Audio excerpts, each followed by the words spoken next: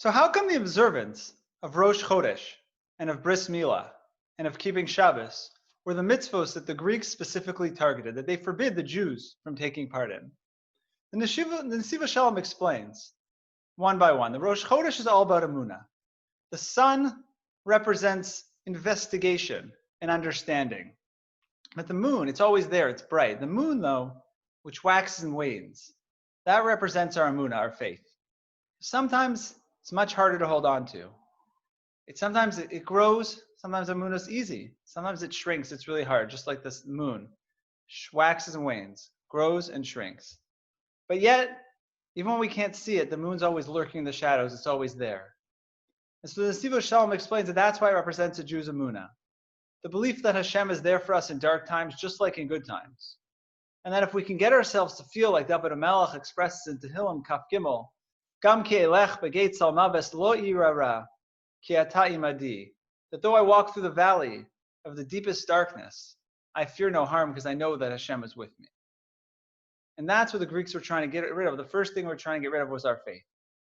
And the second is Bris Milah. Bris Milah represents Kedusha, our struggle, which is challenged so strongly today in an over-sexualized society to maintain sanctity and holiness in the realm of intimacy and sexuality. And finally, they challenged our ability, forbid our ability to keep Shabbos. Shabbos is the source of all light. As the Midrash explains, when the Pasuk says, Vayavarach Hashem es Yom HaShvi, Hashem blessed the seventh day. The Midrash Chazal explained, B'mai Baruch Hu, what did they bless it with? Baruch Hu Ba'or. They blessed it with light. So because the Greeks wanted to remove our spiritual light, as we mentioned yesterday, they targeted these three mitzvos. Rosh Chodesh targeting our Emunah, Bris Milah targeting our Kedusha, and Shabbos targeting the source, the makor of our light. As Achad Am once said, more than the Jewish people have kept Shabbat, Shabbat has kept the Jews. And like the Greeks, our Yetzer Hara targets us in these same three areas, and we must feel empowered to fight back. And what's the best way to fight back? Pasuk of Mishlei Perak Vav, Pasuk Kaf Gimel says, Ki ner mitzvah v'Torah or. The mitzvah on Chanukah is obviously to light the candles. Eating fried foods, latkes, sufganiyot, that's all nice, but the mitzvah we know is to light the candles. And the candles add light to the night. I mentioned yesterday, we light them dafka, specifically in the darkness. But what's so unique about that? Today's Friday, it's Erev Shabbos. We know that we light candles every Friday to usher in Shabbos. And tonight we light both sets of these candles. So what's the message behind that? The Nesivos Shalom explains that Shabbos is Me'ein Holam Haba. On Shabbos, Hashem picks us up from this world and takes us to another world. And that world has fewer problems, is a place of bliss. The menorah, on the other hand, in the Beis HaMikdash, we light our Chanukah to resemble, to reflect, to remember the mitzvah, the nace that happened with the menorah. But the menorah in the Beis HaMikdash, its job was to bring light to this world. And so too the Chanukah candles. They add light to dark places, not to remove us from dark places. Shabbos, we leave the problems of this world and go to Olam Haba. Me'ein Olam Haba, some taste of the world to come. But the Chanukah candles are the opposite. They bring light to this world. And that's why, were we to light our candles outside like they do in Israel, in the little fish tanks, so they light them in the proper place. When you light them outside your doorway, the mitzvah, the chiyuv, the obligation is to light them below 10 tefachim, very close to the ground.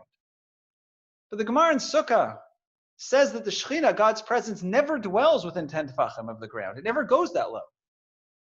And that's exactly why we have to light the Chanukah candles there. The message is that dafka in those dark places, where it's hard to feel Hashem's presence, where it feels like the moon is hidden, where it's just maybe a sliver, that's where we have to have Emunah, that's where we light the Chanukah candles, that's where we have to bring light, where we have to bring faith. And so this Erev Shabbos, when we're blessed, they have the opportunity to both to light Chanukah candles and to light Shabbos candles. Let's focus on bringing light to those dark places in our personal lives, those places we struggle with, those places we're embarrassed of or ashamed of. Let's confront that reality and bring light, bring Kedusha, bring sanctity and holiness right to that area of our lives and to the world at large, which can often feel like a very dark place. But at the same time, we remember that we have to fight that battle 6 days a week. And then one day a week we have Shabbos, Me'ein Olam Haba. We're taken out of that struggle and we're put in a different place, a holier place, a more spiritual, more sanctified, and easier place to be. So I bless you this Shabbos as we light both those sets of candles to continue to wage that battle, to be the Maccabim over the Yevanim, to be the Chashmonaim, to fight that battle, to bring light to the darkest place, to bring the Shekhinah to below 10 Tfachim where it doesn't want to go, to bring godliness into those dark places. But to also realize that if you fight hard all week, Shabbos comes and gives us relief and brings us to a place of spiritual bliss. Good Shabbos and a lichtige Chanukah.